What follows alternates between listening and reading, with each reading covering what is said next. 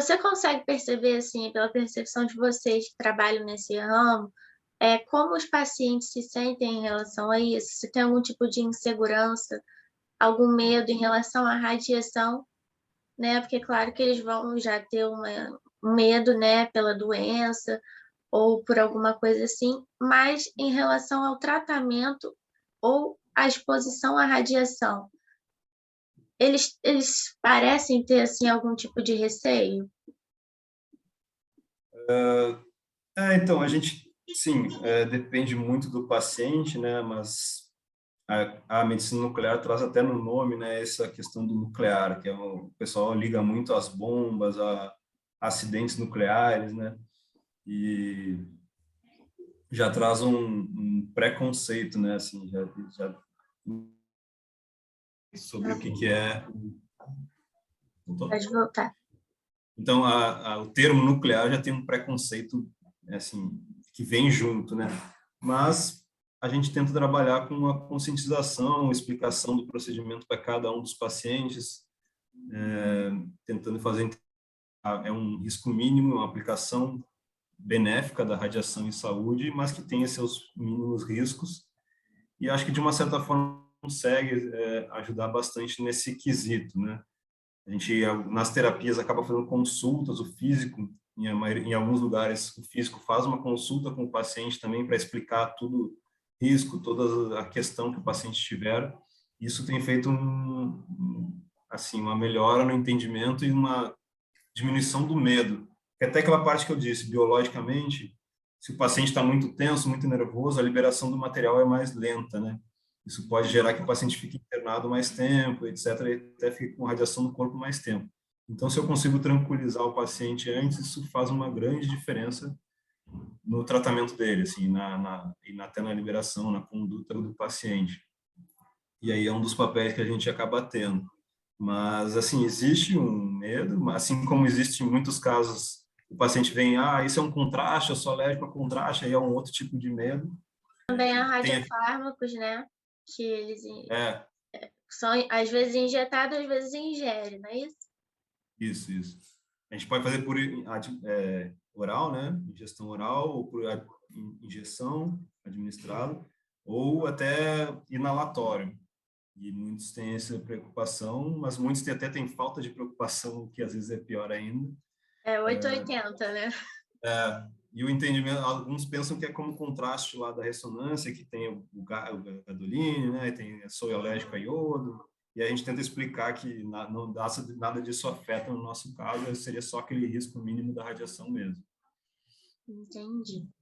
E quais são as principais queixas assim que os pacientes trazem para vocês?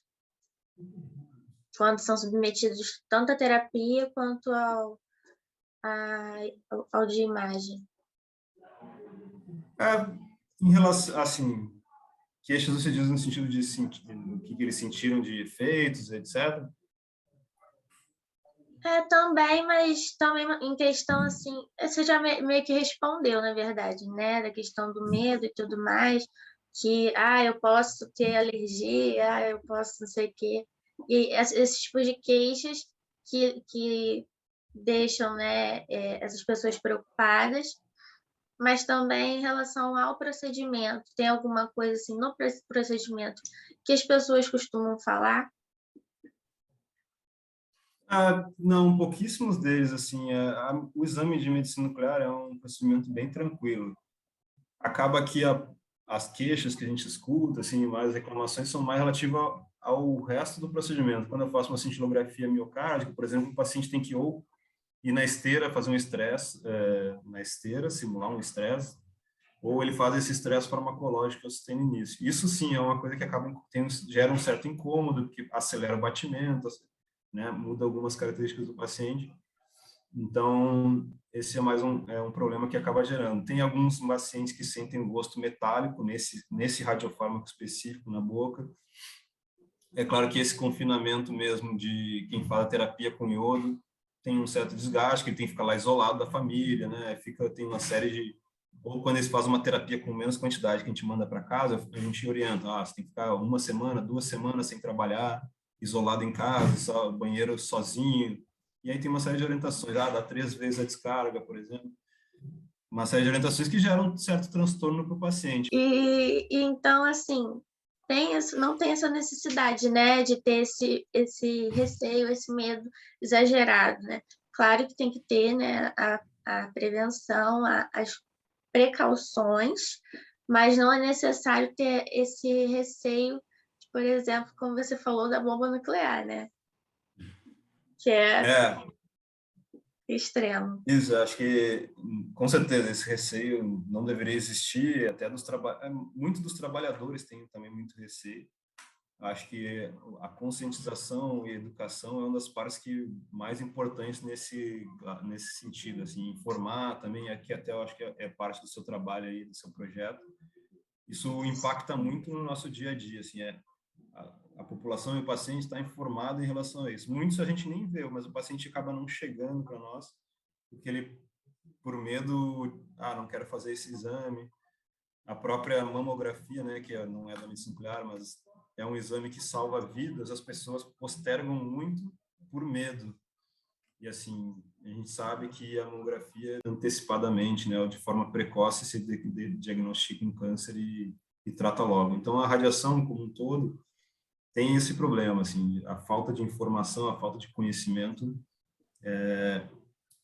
traz um atraso nos processos, traz um medo que muitas vezes a gente nem sabe, o paciente nem chega aqui, mas de forma indireta a gente acaba impactando aí em muitos sentidos.